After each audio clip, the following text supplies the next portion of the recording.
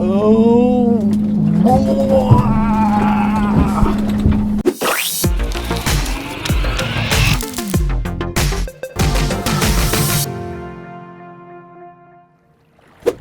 Welcome aboard my vessel, the Moldy Crow.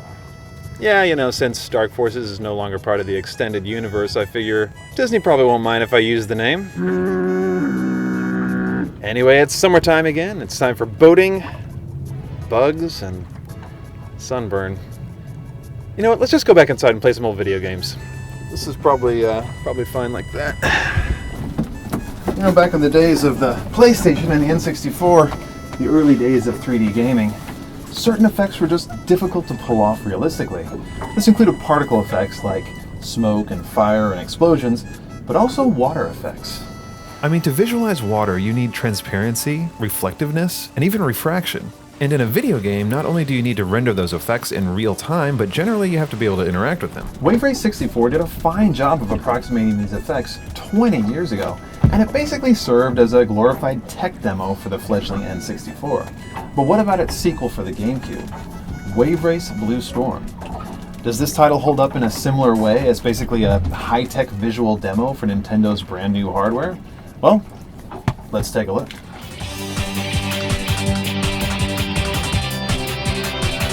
Released as a launch title for the GameCube, Blue Storm was released on September 14th, 2001 in North America. For those keeping track, that's 15 years ago. Whereas the N64 Wave Race was developed in Japan, the job of producing this sequel fell to NST, or Nintendo Software Technology, here in the US of A in the great state of Washington. In fact, we are sailing that way as we speak. Well, as I speak, because I'm the only one here. But, you know what, can I just take a second to talk about that name? I mean, it's like, oh, where do you work? I work at Valve. Oh, man, that's awesome. Man, I work at id. Oh, id, that's an awesome company, man. Oh, you know where Ted works? Nintendo Software Technology. Okay, the name might not be so hot, but they sure can make a game. Booting this thing up, you see a familiar menu. You've got the classics like Championship, Time Attack, and Stunt Mode, but you've also got a few new modes like Tutorial and Free Roam. Plus, if you choose to do some multiplayer, the raw power of the GameCube allows for up to 4 players this time, with no noticeable dip in graphical quality. Now, I don't have any footage of this because, well, I couldn't find anyone to play with, but... What do you want from me? I'm on a boat! This has to be a first in YouTube video game review history. I'm on a boat talking about a video game. Alright, let's pick a character and go for it. As you can see, this time we're dealing with a roster of twice the characters from the first game, and now they not only have full names, but taking a page from 1080 Snowboarding, they also have tudes, man. What's up, yo? In fact, speaking of 1080 Snowboarding, a few of these characters are actually ripped straight from that game. I guess it is the off-season. You can customize your rider's colors a bit, as well as adjust a couple of sliders to your taste, just like in the original, but this time there's no renaming them to Hong Kong action stars.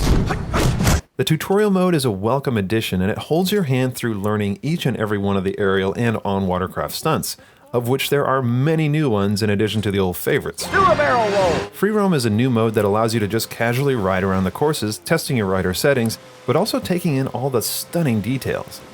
The graphics in Blue Storm are really very impressive, especially for the time. This was a launch title on a new hardware generation, and in a time when Nintendo was still pushing hardware power. The water effects are phenomenal, with lots of spraying particle effects that lead a long, foamy wake. Plus, the reflection effects really add a polish that not many games could pull off at the time, and all of it runs at a fast frame rate with no slowdown, even with 8 riders on screen at once. Nintendo Software Technology seems to be so fond of their graphics that even the loading screens show them off. You can move this little bubble around and create ripples that distort the background image. And if the course you're loading has any kind of weather, that's also reflected in the color tone and water effects of the loading screen. That's right, Blue Storm features weather. And it's not just a stunning visual effect, but a critical gameplay mechanic that affects wave height and visibility. It can even be dynamic on certain courses like the increasing rainfall on Aspen Lake. Rain and water spray can stick to the screen and distort the image in little droplet-sized flecks.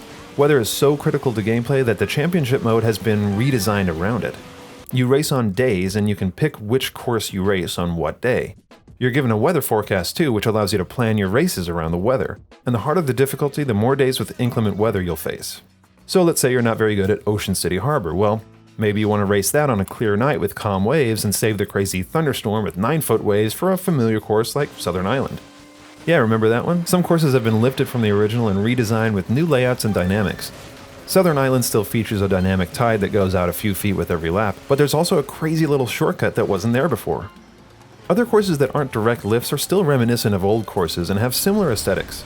Aspen Lake, for instance, heavily borrows from the design of Drake Lake in the original, but besides the island in the middle and these ruddy posts near the finish line, it's quite different.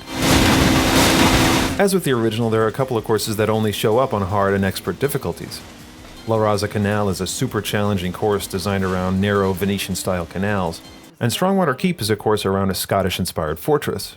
Most courses are dynamic in some way, and it varies with the difficulty that you select. Each lap can run a little differently, so the only way to get really good is to simply memorize these changes and remember when they happen so you can take full advantage.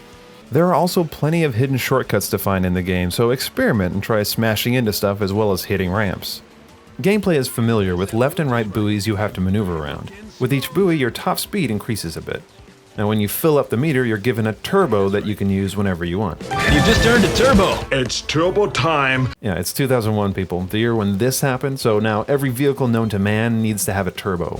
Yeah! Now after you use this turbo, it'll leave you drained with a slower top speed, so it's more of a last-ditch trump card to get you out of a bind, or maybe just to use right before the finish line to clinch the win. Now when I think of wave race, I think of tight handling and an incredibly realistic sense of physics. And while Blue Storm does a pretty good job of giving you that feeling of being one with the watercraft, there's something different about the physics I can't quite put my finger on. It feels a little stiffer and unnatural when compared with the original. There's just something off about it. Plus, I can't see my rider bite it anymore. Remember in Wave Race 64 when you crashed, your rider could go flying ragdoll style. Well, now you just sink like a stone and pop back up when the coast is clear. I mean, was Wave Race 64 too violent or something? Did it trigger PTSD in ex-pro jet ski riders? Another downside is the inclusion of a few control mechanics that, in my opinion, just needlessly complicate what is a fairly simple game. To turn more sharply, you can use the left and right shoulder buttons to assist your control stick turns, but it's kind of tough to discern that anything additional is happening at all. You also can hold the B button to crouch and gain a bit more top speed. Now this makes sense, but the trouble is that certain new stunts are also bound to the B button, and using this during a race can potentially trigger one of these, messing you up. In my judgment, the original wins out on the physics and controls point.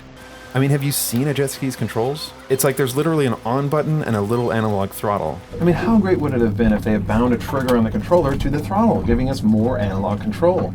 It's a terrible wasted opportunity for what, let's be honest, is one of the greatest controllers ever made.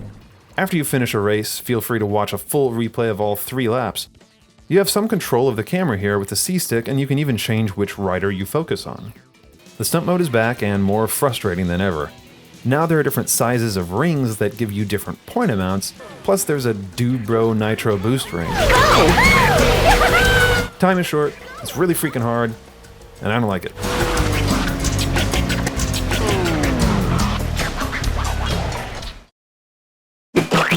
And now it's time for a Dome Candy Games pro tip. Having trouble being motivated in time trial mode?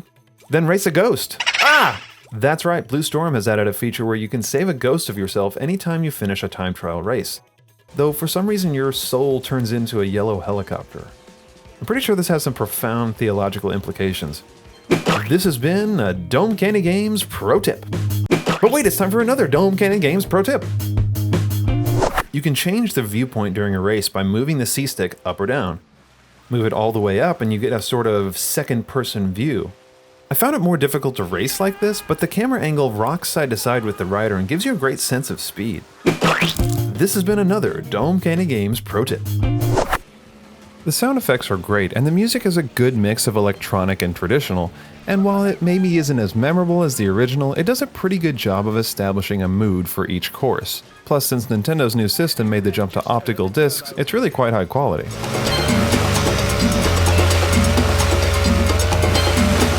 Gone is our friend, the overly excited, unmutable announcer. Congratulations! But in his place are unhelpful and sometimes snarky crew chiefs who talk to you through a headset or something. Sweet! Everything alright? Everything alright? No, it's not alright, that hurt!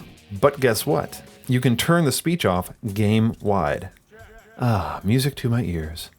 Like the first one, Wave Race Blue Storm is a pretty straightforward game, but it would have been sacrilegious to completely forgo its predecessor's sense of whimsy.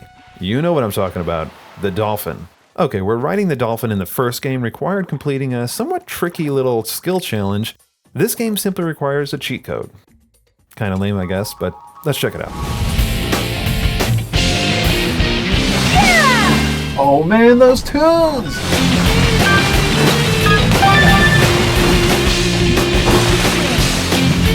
It's just like in the original, have fun doing flips and barrel rolls, but no riding on the Dolphin's face. No. Just like before, any of the on-vehicle stunts are disabled when you're riding Flipper here. He does have a boost though. Whoa! 136 kilometers an hour? That's like 85 miles per hour.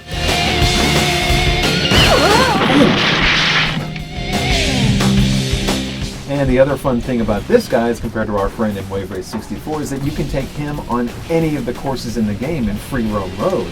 Not just the aptly named Dolphin Park. Oh, wait a sec. This is a lake. I don't think this guy's a freshwater dolphin. Oh no. I'm sorry, buddy.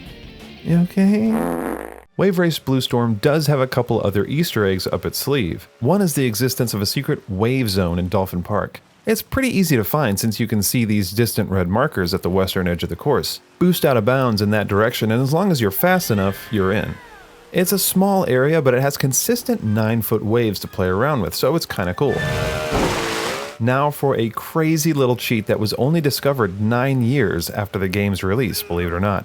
Jump into the audio settings and the options menu and tap Z until the waveform in the box below looks like rising fog. Then, using the D-pad, you enter a variation of the Konami code. So hit up, up, down, down, left, right, then hit A, X, and then Z, and you should hear a tone if you did it right.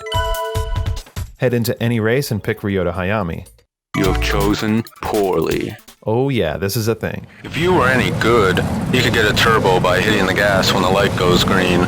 Your crew chief turns into a deadpan douchebag, doling out insults and emotional abuse not found in many Nintendo games. Pathetic. No mercy. Adequate. Weak. Last lap. Soon the agony will end. Ooh, a turbo! You must have a sixth sense, because there's no sign of the other 5. On top of that, when you use a turbo, the sound has been replaced with some girl saying peace out or something? Keep out. Wave Race Blue Storm? More like Wave Race BS, am I right? That lot of good at turbo would do you. As fun as this is, I kind of wish they had put the original announcer in the game as an Easter egg. Talk about trolling. Okay. Wave Race 64 was a masterful creation in the early days of 3D gaming, and its sequel, Wave Race Blue Storm, similarly pulls off a super impressive technical feat while expanding the gameplay with mechanics like weather and, yes, turbo boosts. It's turbo time. While I still prefer the simple gameplay and the incredibly natural feeling physics of the original, Blue Storm is definitely worthy of the Wave Race name, and like Wave Race 64, it's hard to believe how old it is when you look at it today. Here's hoping we see a new Wave Race game for the next generation of Nintendo's hardware. Now it's off to you guys. What are your feelings on the Wave Race franchise? Did you like the original better, or were the amazing graphics and effects of the sequel enough to win you over? Sound off in the comment section. Well, if you'll excuse me, I should probably go tack to a close haul on a port tack, and to do that I have to go trim the main sheet from the Moldy Crow's poop deck. And I should probably make sure that my baggy wrinkles are chafing the leech of my jib, if you know what I'm saying. And thank you guys, as always, for watching Dome Candy Games, because video games are like candy for your dome. Alright, just to show you what I'm working with here. I am on location. Got my camera lashed over there. Got a light. Got my stuff. No, I'm not. I don't have a TV in here. Got my microphone over there. It's running. Got another light over here. Kind of fill a little bit, but and it is windy and wavy out here today on Lake Washington. Beautiful Lake Washington.